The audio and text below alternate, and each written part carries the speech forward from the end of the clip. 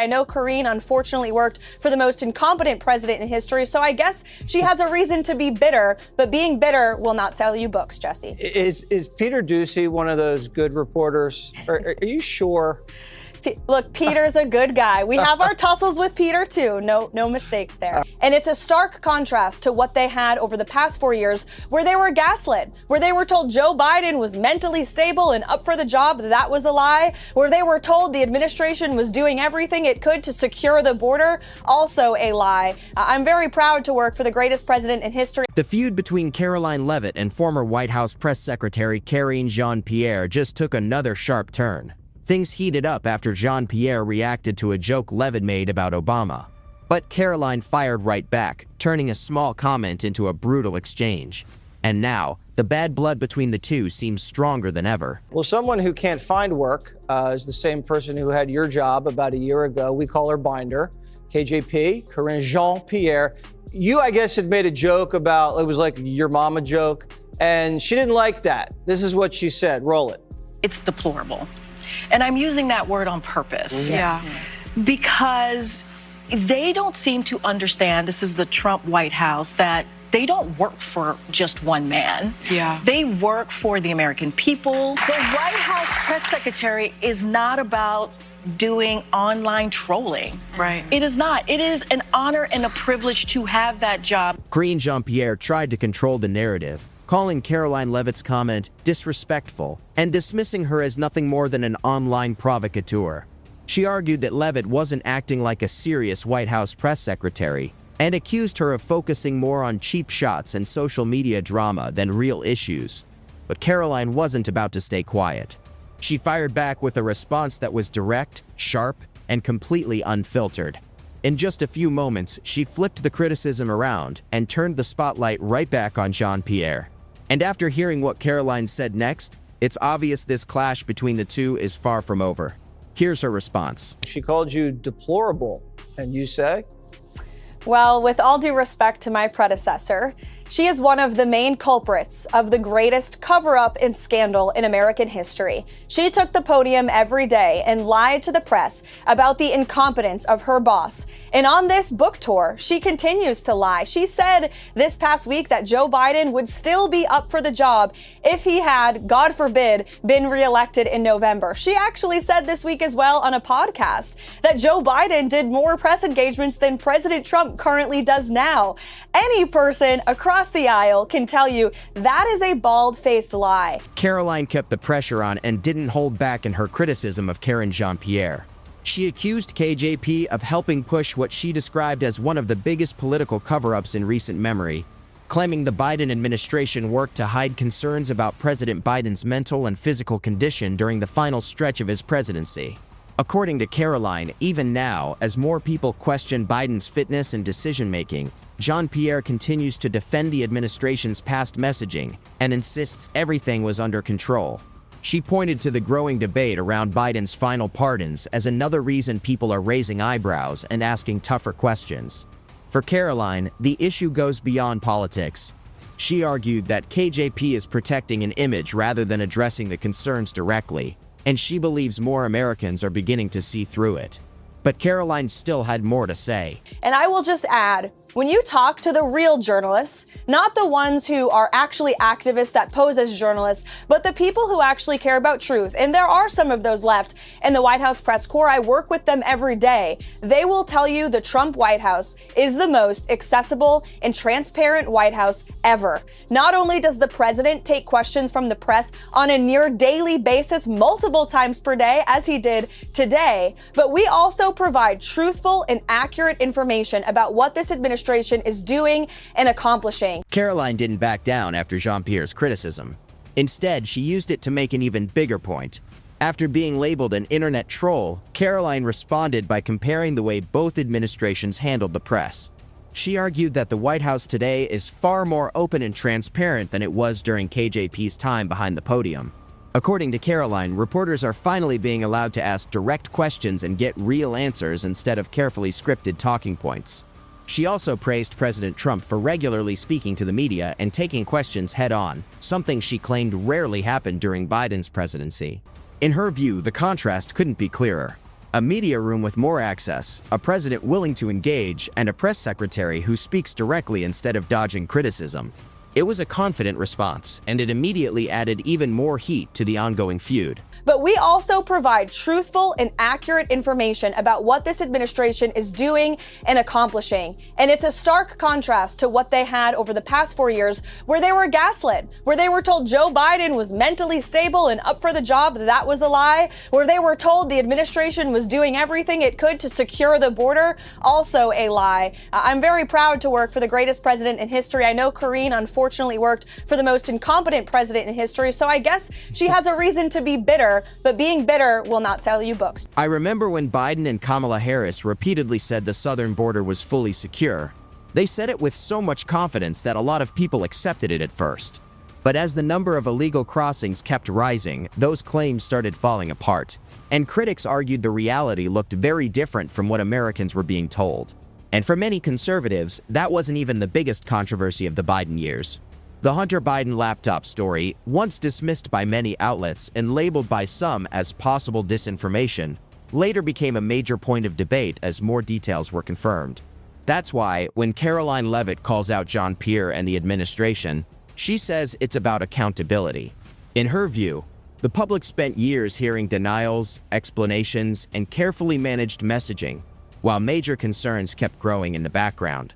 Whether people agree with her or not, Karoline made it clear she wasn't going to stay quiet about it. I'm very proud to work for the greatest president in history. I know Karine unfortunately worked for the most incompetent president in history, so I guess she has a reason to be bitter, but being bitter will not sell you books, Jesse. Is Peter Doocy one of those good reporters? Are you sure?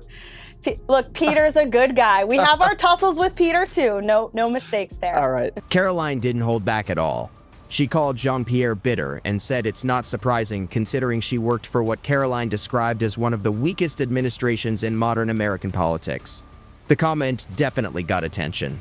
What makes the back and forth even more intense is that Karoline has been receiving praise for the way she handles the press room. Supporters point to her confidence, quick humor, and calm delivery under pressure, qualities critics often claimed were missing during KJP's time at the podium. Karoline also hinted that some of Karine's criticism may come from frustration over seeing her successor gain momentum and positive attention. In her view, that could explain why the attacks keep coming. At this point, the feud feels like more than just politics. It's become deeply personal, and neither side seems interested in backing down. But Karoline wasn't the only one responding to KJP. Megyn Kelly also weighed in with her own reaction. She's very mad at the Democrat Party for not backing Joe Biden all the way through to the presidential election. What a farce. She was part of the cover-up. She knows damn well he couldn't have done it. She was part of the reason that they had to scramble to replace him in, June, July of 2024. But the lying as she's promoting this book about how she had no idea, she didn't see him on the plane ride over to the debate, so she just wasn't near him, as if it was just a one-night thing and she just missed it in the lead up. And then secondly, she's getting guff from Democrats for being such a turncoat. And the subtitle of the book is It's Independent, an insider's look at the White House. So people are giving her a hard time, like, you're such a turncoat. The Democrat Party made you. The only reason people know your name is because of this party you're ripping on. Megyn Kelly didn't hold back when talking about Karine Jean-Pierre.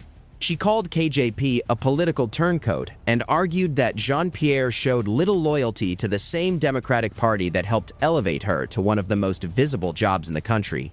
Kelly pointed out that before becoming White House press secretary, Jean-Pierre was largely unknown outside political circles in Washington. According to Kelly, Democrats gave her a massive platform and defended her through tough press briefings, criticism, and public missteps. So, when KJP later began speaking openly about internal issues inside the Biden White House, Kelly saw it as a betrayal rather than an act of honesty.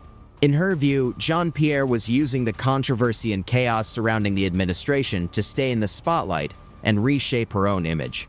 To Kelly, it looked less like courage and more like someone distancing herself from a struggling administration after benefiting from it for years. Are the Democrats jealous that Trump's building this big, beautiful ballroom? It certainly appears that way, Jesse, and I believe there's a lot of fake outrage right now because nearly every single president who has lived in this beautiful White House behind me has made modernizations and renovations of their own. And in fact, presidents for decades in the modern time have quipped about how they wish they had a larger event space here at the White House that can hold hundreds more people than the current East Room and state dining rooms can. In fact, President Obama notably complained that during his tenure, he had to hold a state visit on the South Lawn and get a very expensive tent. It's a familiar pattern critics often point to in American politics. They argue that the same actions can be judged very differently depending on who is in office. One example they highlight is the new event space project at the White House. Supporters say it builds on long-standing discussions across administrations about improving space for official gatherings, while critics question the timing, cost, and motivation now that Trump is moving it forward. To them, it feels like a double standard, where similar ideas are praised in one era but heavily criticized in another. And that's the debate that keeps coming back, no matter which party is in power. If you talk to journalists who have covered the White House for decades, as I do here every single day, they will also tell you that administration after administration have publicly and privately spoken about the need for a larger event space. So while many presidents have privately dreamt about this, it's President Trump who is actually doing something about it. And he is the builder-in-chief. In large part, he was reelected back to this people's house because he's good at building things. Donald Trump won the presidency after millions of Americans backed his message of rebuilding the country and restoring what they saw as lost strength and confidence. Many supporters believed he could boost the economy, protect American jobs, and bring attention back to industries they felt had been overlooked for years. During his first term, his administration focused on big projects and upgrades, including infrastructure plans, improvements to major airports like LaGuardia and O'Hare, expanded rural broadband access, new highway work, and continued construction on the U.S.-Mexico border wall. To his supporters, these efforts represented more than policy. They saw them as signs of rebuilding and putting America first again. So when election time came around, they weren't just voting for a candidate.